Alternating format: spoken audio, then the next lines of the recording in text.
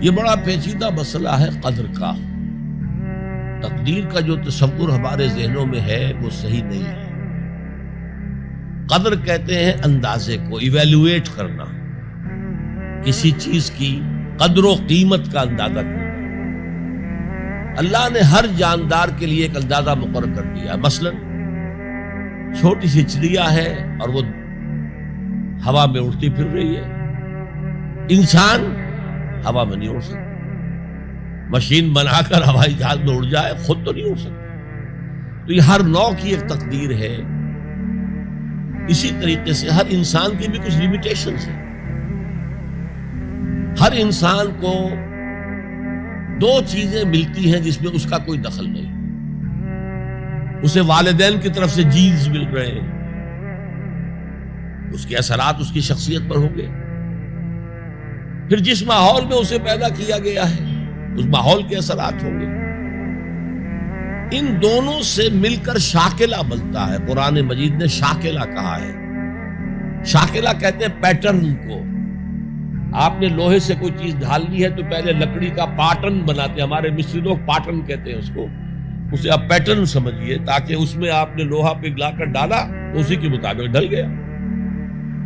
تو ہر انسان کا ایک پیٹرن ہے جو اس کے جینز سے اور اس کے انوائرمنٹ سے بنا ہے، اور ہر انسان کا محاسبہ اسی اعتبار سے ہوگا. اگر کسی کے شاکلہ میں 100% نیکی کا اللہ تعالی نے صلاحیت رکھی تھی اور اس نے 40% کی ہے، وہ مارا گیا. جس کے اندر رکھی 50% دی، اس نے 40% کر لیا، کامیاب ہو جائے گا. لا یکلف اللہ نفسا الا وسعها. Every individual will be judged according to what was given to him by Allah subhanahu wa ta'ala. لیکن تقدیر کا مطلب یہ نہیں ہے that we are bound to do something. No. There's no predestination. It's only pre-knowledge. اللہ نے مجھے اختیار دیا، چاہے یہ کرو چاہے وہ کرو، اما شاکرا و اما کفورا. فمن شاء فلیؤمن ومن شاء فلیکفر. جو چاہے ایمان لائے، جو چاہے کفر کا اختیار کر لے.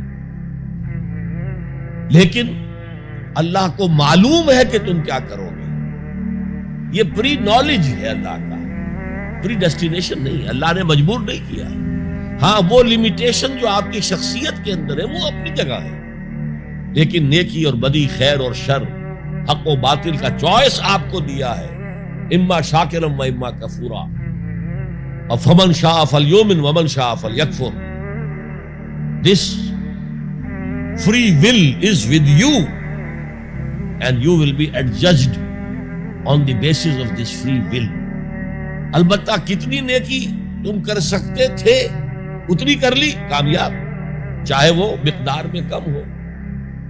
اب جب غزوہ تبوک کے موقع پر حضور نے مسلمانوں سے کہا یہ جیش العسرہ ہے، ساز و سامان چاہیے، اب لاؤ پیسے پیش کرو. حضرت ابوبکر نے اپنا سارا اثاثہ لا کر رکھ دیا. پوچھا اپنے بال بچوں کے لیے کچھ چھوڑ کر آئے ہو؟ کہ کچھ نہیں چھوڑا.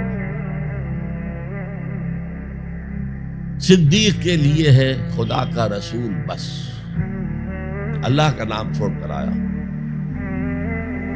اب حضرت عثمان نے بہت دولت دی اس وقت. ایک غریب انصاری، اس نے ساری رات ایک یہودی کے باغ میں وہ کنویں سے پانی کھینچ کر باغ کو سیراب کیا. صبح کو اسے کچھ کھجوریں مل گئی اجرت کے طور پر. اس نے آدھی لا کر اپنے بال بچوں کو دے دی، گھر کا نفقہ، نان نفقہ شام تک کے لیے. آدھی حضور کے سامنے لا کر رکھ دی. جو منافقین موجود تھے انہوں نے تمسخر اڑایا. ہاں جی ہاں، بغیر ان کھجوروں کے تو یہ لشکر جا ہی نہیں سکتا، یہ تو بہت. حضور نے کیا کہا؟ ان کھجوروں کو اس پورے ڈھیر کے اوپر پھیلا دو، اللہ کی نگاہ میں یہ اس پورے ڈھیر سے زیادہ بھاری ہے. آپ جو کچھ کر سکتے ہیں کیجئے. اللہ تعالیٰ کی لاٹھی اندھے کی لاٹھی نہیں ہے جو برابر چلے سب پر، بلکہ ایوری انڈیویجول اس کے علیحدہ علیحدہ حساب.